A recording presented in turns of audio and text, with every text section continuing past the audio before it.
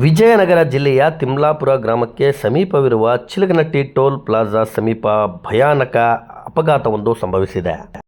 ಇನ್ನು ಟೋಲ್ ಪ್ಲಾಜಾದಲ್ಲಿ ನಿಂತಿದ್ದ ಬೊಲೆರೋ ವಾಹನಕ್ಕೆ ಅತಿ ವೇಗವಾಗಿ ಬಂದ ಲಾರಿಯೊಂದು ಹಿಂಬದಿಯಿಂದ ವೇಗವಾಗಿ ಬಂದು ಅದಕ್ಕೆ ಡಿಕ್ಕಿಯನ್ನು ಹೊಡೆದಿದೆ. ಆ ಸಂದರ್ಭದಲ್ಲಿ ಬೊಲೆರೋ ಪಿಕಪ್ ವಾಹನ ಸುಮಾರು 50 ಮೀಟರ್ ಅಂತರದಲ್ಲಿ ಹೋಗಿ ಮುಂದೆ ಇರತಕ್ಕಂಥ ಕಟ್ಟಿಗೆ ಗುದ್ದಿ ಡ್ರೈವರ್ ಸಾವನ್ನಪ್ಪಿದ್ದಾರೆ.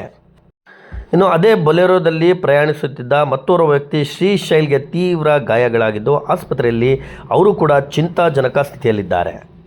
ಇನ್ನು ಈ ಅಪಘಾತ ನಡೆದಿರತಕ್ಕಂಥದ್ದು ಲಾರಿ ಚಾಲಕನ ಅತಿಯಾದ ವೇಗ ಹಾಗೂ ಅಜಾಗರೂಕತೆಯ ಚಾಲನೆ ಎನ್ನಲಾಗ್ತಿದೆ. ಯಾಕಂದರೆ ಬೊಲೆರೋ ಪಿಕಪ್ ವಾಹನ ಟೋಲ್ನಲ್ಲಿ ನಿಂತಿತ್ತು. ಆ ಸಂದರ್ಭದಲ್ಲಿ ಹಿಂಬದಿಯಿಂದ ಅತಿ ವೇಗವಾಗಿ ಬಂದ ಆ ಲಾರಿ ಬೊಲೆರೋ ಪಿಕಪ್ ವಾಹನಕ್ಕೆ ವೇಗವಾಗಿ ಬಂದು ಗುದ್ದಿದೆ. ಆ ರಭಸಕ್ಕೆ ಆ ಒಂದು ಬೊಲೆರೋ ಪಿಕಪ್ ವಾಹನ ಸುಮಾರು 50 ಮೀಟರ್ ಅಂತರದಲ್ಲಿ ದೂರದಲ್ಲಿ ಹೋಗಿ ಮುಂದೆ ಇರತಕ್ಕಂಥ ಕಟ್ಟಿಗೆ ಬಲವಾಗಿ ಗುದ್ದಿದೆ. ಇನ್ನು ಘಟನೆಯ ಸಂಪೂರ್ಣ ದೃಶ್ಯಾವಳಿಗಳು CCTV ಕ್ಯಾಮೆರಾದಲ್ಲಿ ಸೆರೆಯಾಗಿದ್ದು ಮರಿಯಮ್ಮನಹಳ್ಳಿ ಪೊಲೀಸರು ಸ್ಥಳಕ್ಕೆ ಬಂದು ಘಟನೆಯ ಕುರಿತು ತನಿಖೆಯನ್ನು ನಡೆಸ್ತಾ ಇದ್ದಾರೆ.